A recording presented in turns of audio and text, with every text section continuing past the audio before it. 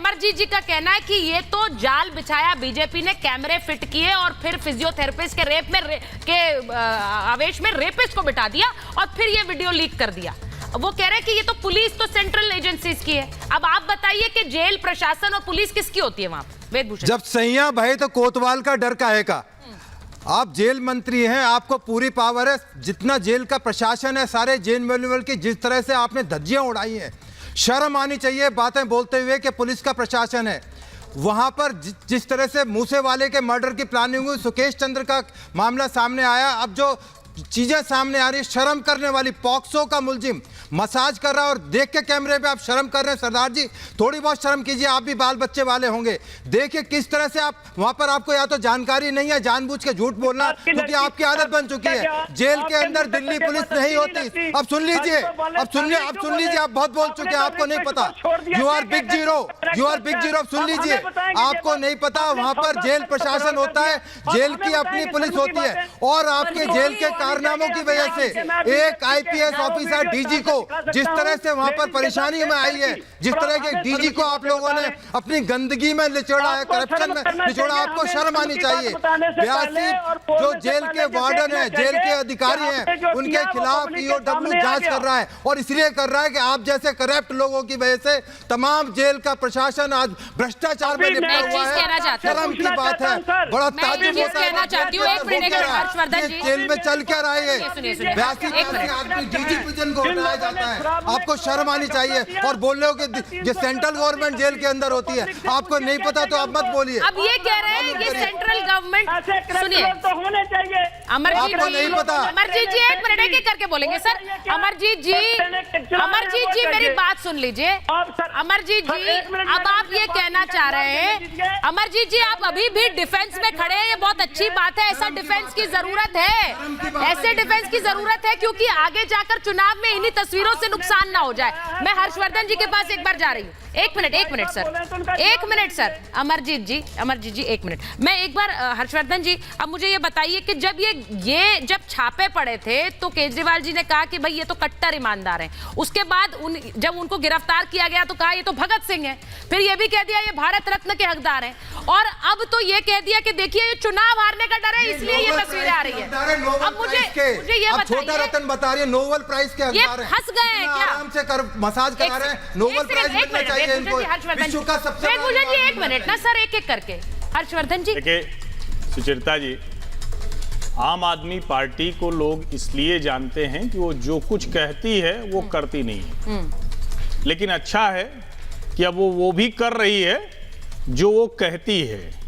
अब ये कट्टर और ईमानदारी, में कई बार कह चुका हूं कि कट्टर और ईमानदार दोनों एक साथ नहीं हो सकता। कट्टर तो बड़ा निगेटिव सा शब्द है, लेकिन जरा आप देखिए कि कितना, मतलब ये लोग या तो समझते हैं कि बहुत पुराना दौर है, आज का टीवी का सोशल मीडिया का दौर है। जो भी लोग आपका शो अभी महाभारत देख रहे हैं, सिर्फ एक लाइन में डालें तिहाड़ जेल एडमिनिस्ट्रेशन, पता चल जाएगा कि अरविंद जी का चित्र अभी था, अभी उससे हटा दिया है, लेकिन दिल्ली सरकार ही उसको नियंत्रित करती है, पहली बात। दूसरी बात ये कि हम ये सब छोड़ दें। अभी मनीष सिसोदिया की जो प्रेस कॉन्फ्रेंस थी, उसमें वो जिस तरह से नीच नौटंकी इन शब्दों का उपयोग कर रहे थे, अब वो बहुत स्पष्ट तौर पर दिख रहा है कि वो क्या कह रहे थे। जेल मंत्री एक बाकायदा पॉक्सो एक्ट में, ऑडियो कम करिए, ऐसे बात नहीं होती है, क्या करके बोलेंगे। पॉक्सो एक्ट में जो जेल में बंद है, भाई अगर आपको कह रही है, अदालत कह रही है, डॉक्टर कह रहे हैं, तो एक फिजियोथेरेपिस्ट क्या दिल्ली सरकार देने की स्थिति में नहीं है? इसका मतलब ये हुआ, इसका सीधा सा मतलब ये हुआ कि दरअसल ये सारी चीजें अवैध थीं। जो मूल बात मैं कहना चाह रहा हूं, ये अवैध था। अगर ये वैध होता तो पहले से रिपोर्ट आती कि हाँ उनकी हड्डी में दिक्कत है, उनको बीमारी है, सचमुच हम सब कहते हैं कि उनका इलाज होना चाहिए, नेता हैं, मंत्री हैं, भले ही वो भ्रष्टाचार के आरोपी हैं, भले ही वो हवाला के आरोपी हैं, लेकिन चूंकि अवैध तरीके से सब काम करना था इसलिए छिपाया, जब पकड़े गए, वीडियो लीक हो गया, तो कहने लगे कि ये तो भारतीय जनता पार्टी की नौटंकी है। सवाल ये कि क्या भारतीय जनता पार्टी आपको एक रेप का, दुष्कर्म का एक आरोपी है, उससे कह रही है कि मसाज करा लो? और ऐसी दुनिया में कौन सी मसाज है कि जो, मतलब ये तो जैसे दूसरे तरह की मसाज मालिश होती है, वैसी मसाज मालिश भाई तो छोटी दिख रही हर्षवर्धन जी, थी, और उसको कह रहे हैं कि ये घर तो में छोटे बच्चों की चंपी करते हैं, वैसे ही चंपी हो रही है। जैसे भाई कोई बड़ा बुजुर्ग है, वो कह देता है पैर में दर्द है, तो वैसे ही दबाया जा रहा है। इसको पहले फिजियोथेरेपी का नाम दिया गया, चलिए कोई बात नहीं, फिजियोथेरेपी का नाम दिया, फिजियोथेरेपिस्ट एसोसिएशन के लोग आ गए कि भाई ये फिजियोथेरेपी के नाम पर हमें बदनाम मत करिए। अब यहाँ पर फिजियोथेरेपिस्ट के नाम पर एक रेपिस्ट को बिठा दिया है। सबसे बड़ी बात यह है कि सवाल उठेगा कि क्या इन लोगों को भी कोई फायदा पहुंचाया जा रहा था? ये जो सेवाएं दे रहे थे मंत्री साहब को जेल में, क्यों नहीं उठेगा ये सवाल? क्या सुकेश चंद्रशेखर ने यही नहीं कहा कि पैसे के एवज में जेल में सुविधाएं दी जा रही थी? ये सवाल नहीं उठेगा हर्षवर्धन जी? नहीं, ये सवाल नहीं है, ये प्रमाणित होता दिख रहा है। सुकेश चंद्रशेखर ने जब कहा तो सबने कहा कि एक ठग की बात पर भरोसा करेंगे। अरे भाई, यहाँ ठग का मसला नहीं है, वो भी आरोपों में अंदर है, उसके ऊपर भी कोई फांसी की सजा नहीं है, और सत्येंद्र जैन भी आरोपों में अंदर है।